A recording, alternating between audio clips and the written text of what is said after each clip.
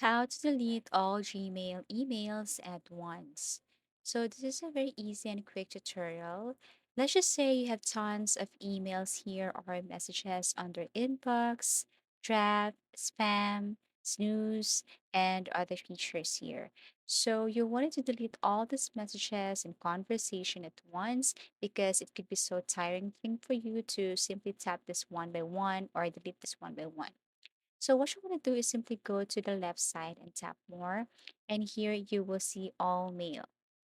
When you tap this all mail, all of the emails here, including under spam, inbox, send, traps, everything is here.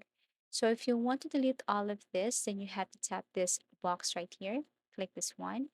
Then you will see an option or something here that says all 50 conversations on this page are selected. So if you tap this delete icon, then the messages on this page will be deleted, but not included the next page.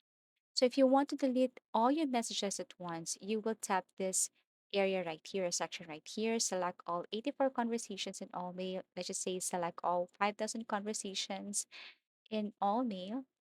Then what you want to do here is to simply go back to this delete icon and you will see a notification here and it says that this action will affect all 84 or 1000 conversations in all mail.